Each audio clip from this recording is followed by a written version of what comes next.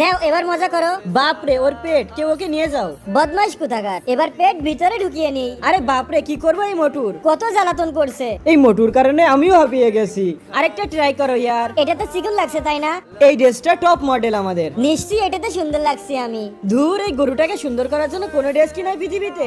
এই হ্যান্ডসাম, চুপ কর। তোর বউ মোটা তাওতে আমরা কি করতে পারি? তোমার সাহস কিভাবে হলো আমার বউকে মোটা বলার? আচ্ছা, তোমার এতটাই খারাপ লাগছে তাহলে ওকে পাতলা করে কেন ফেলছো না? সেটা সম্ভব হলে এই গরুটাকে চিকন করেই ফেলতাম। আরে ডার্লিং, টেনশন কেন নিচ্ছ? ভিডিওটা ট্যাগ করা প্রোডাক্টটি কিনে ফেলো, আর বাকিটা আমার পর ছেড়ে দাও, আমি দেখে নিব, আর তুমি ঠিক সময় টাকা দিয়ে দিবা। সত্যি বলছো? আমি 10 মিনিট পর্যন্ত না খেয়ে থাকতে পারি। গরুর বাচ্চা কোথাকার। বেবি, নিজেকে চিকন করবা তাই না? হ্যাঁ, চেষ্টা করব। চলো চিকন হই। এখন আমার বন্ধু আমাকে পাতলা করার জন্য আপ্রাণ চেষ্টা করে। কখনো বিশ্রী স্যুপ খেতে দেয়, আবার কখনো ওয়েট চেক করে, আবার এক্সারসাইজও করায়। এইভাবে ধীরে ধীরে আমার ওয়েট কম হতে শুরু করে। তখন আমার হাজবেন্ড আরকে গ্রুপের প্রেসিডেন্ট রাকিব চলে আসে। কেমন আছো ডার্লিং? ছাড়ো আমার হাত। আর আমার ওয়াইফের কি অবস্থা? বলবো না, মিথ্যাবাদী কোথাকার। তোমার টাকা দেওয়ার কথা ছিল, তুমি টাকা দাওনি। ঠিক আছে, আজকে দিয়ে দেবো। এখন আমার ওয়াইফকে দেখাও। আচ্ছা ঠিক আছে, এই দেখো। তখনই রাকিব আমাকে চিকুন দেখে অত অবাক হয়ে যায়। এরপর আমি ওয়ার্ল্ড সিঙ্গিং কম্পিটিশনে পার্টিসিপেট নেই।